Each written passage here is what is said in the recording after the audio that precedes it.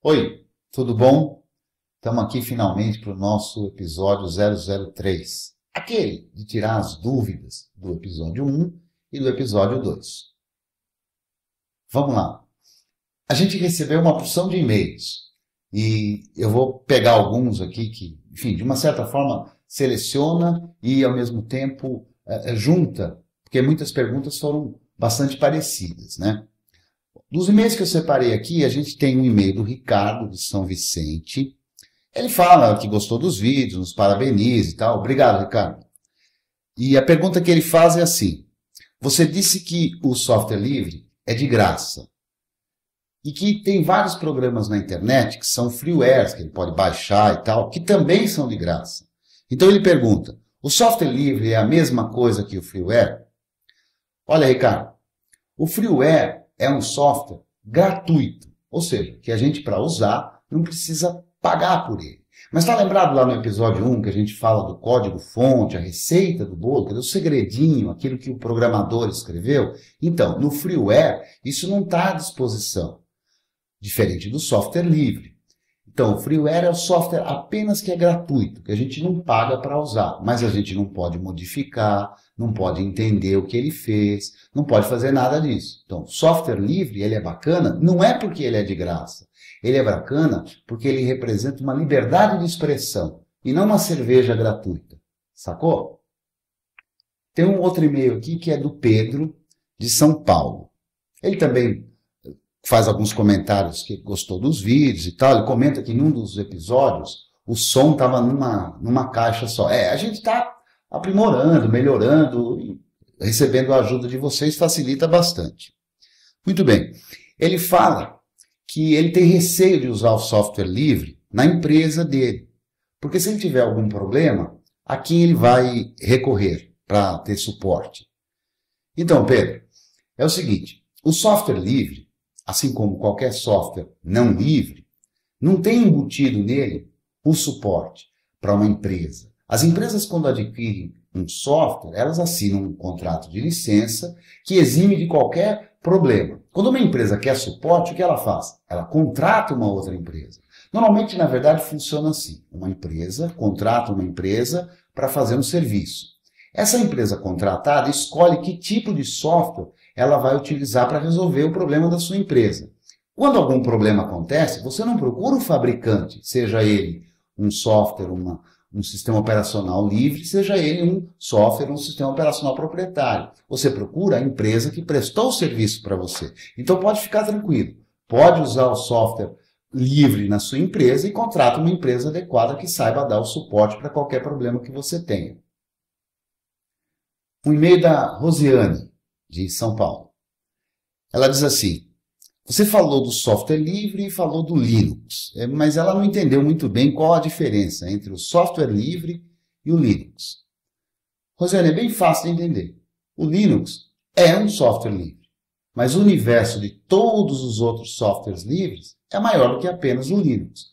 Lembra quando eu expliquei no projeto GNU, que eu falei, aliás, eu até vou fazer uma errata aqui. No projeto GNU, a gente colocou a legenda 1991 como a data de disponibilização do Linux, mas eu falhei e falei 1981. Portanto, o correto é 1991.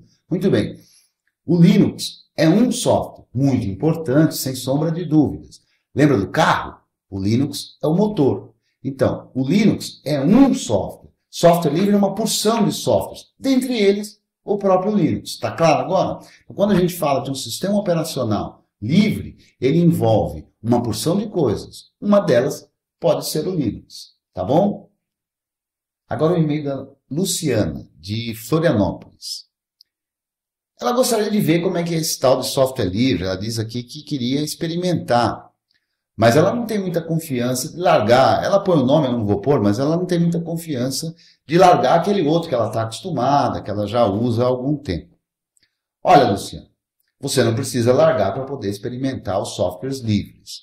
Tem vários desses softwares, eu vou citar alguns que são bastante do dia a dia. O Inkscape, o Firefox, o Pidgin, ou Pidgin, enfim, numa pronúncia em inglês melhorada, o GIMP, o Blender, Todos esses softwares são softwares livres, funcionam na maioria dos sistemas operacionais, inclusive nesse aí que você usa.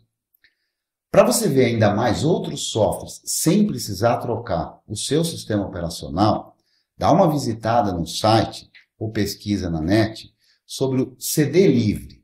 É um CD só com softwares livres, só para esse seu sistema operacional. Lá você vai poder experimentar sem nem precisar trocar de sistema operacional. Agora, se você quiser ver como é que é um sistema operacional no Linux, a outra ideia que eu te dou é usar um Live CD. O que é um Live CD? Um CD vivo? É um CD que a gente coloca no computador, inicia o computador por esse CD e você já consegue usar o sistema operacional no Linux sem precisar instalar coisa alguma na sua máquina. Portanto, se o seu marido, irmão, enfim, que usa o computador com você, de repente te desestimular a fazer esse teste, usa um Live CD, porque assim quando você acabar, desliga, vai embora, o teu computador está do mesmo jeito. Então, veja, o CD livre e o Live CD. O Live CD, procura na net aí, o Debian Live CD, é o meu predileto, e também no site do Ubuntu, www.ubuntu.com. Lá você encontra um Live CD para baixar, gravar o CD usando o seu sistema operacional e começar a experimentar. Faça isso, você não vai se arrepender. Agora o e-mail do João, carioca da Gema, do Rio de Janeiro. Bom, ele fala uma porção de coisas, tira um sarro um pouco do meu sotaque, afinal de contas eu sou de São Paulo e tal e coisa. Tudo bem, João, sem problemas. Mas ele termina o e-mail dele dizendo assim, mas pô, se esse troço aí que você está falando é tão bom, por que é que ninguém usa? João, é o seguinte, na verdade, muita gente usa, e até muita gente usa sem saber. Para isso eu vou contar o caso do namorado da minha sobrinha, o Lucas. Um dia desse ele esteve lá em casa e eu perguntei para ele, ô Lucas, você conhece software livre? E ele falou para mim, não sei o que é isso aí. Aí eu perguntei para ele, escuta, qual o navegador de internet que você usa? Pô, ele me respondeu assim, ô tio, mó da hora, velho. Eu uso Firefox, da hora.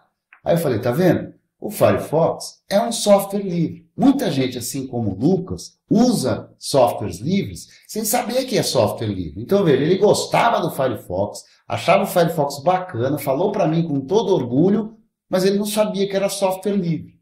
Então, tem muito software sendo utilizado que as pessoas, às vezes, não sabem que o software é livre. Nem todo mundo se preocupa com esse tipo de licença. A nossa ideia aqui, inclusive, é que você passe a se preocupar. Dá uma olhada lá naquele menuzinho que tem lá, ajuda sobre. Normalmente naquele menu, o que é que tem lá? Tem o tipo de licenciamento do software. Assim você não comete mais um erro igual o Lucas lá, né? Além do Lucas, eu queria dizer para você o seguinte, vou te falar de alguns softwares muito utilizados, como o Apache, que faz funcionar os servidores de web. Então veja, o site que você está acessando para assistir o vídeo, funciona um software livre, o Apache. Sabe aquele buscador, onde você provavelmente talvez até tenha encontrado o nosso videoblog lá, aquele conhecido, que quer dizer com 1 milhão de zeros? Dá uma pesquisada na net que você vai achar isso. Pois é, eles usam software livre. Eu já falei no episódio do projeto GNU, do governo brasileiro, do governo estadual do Paraná, mas tem a Caixa Econômica Federal, o Exército, a Marinha, a Aeronáutica, uma porção de grande loja, como a gente já falou. A lista é imensa de empresas que usam. E a quantidade de softwares livres disponíveis, porque há softwares disponíveis para todas as atividades que você imaginar. Com isso, inclusive, a gente já faz um paralelo para o nosso próximo episódio, o episódio 004, em que eu vou falar dos softwares livres usados no dia a dia, para você usar os que eu uso aqui, tá bom? Estou esperando você no 4º episódio. Muito obrigado pela ajuda de todos, pela colaboração, pelos e-mails, sugestões, críticas. Continue enviando, são muito bem-vindos. Até lá!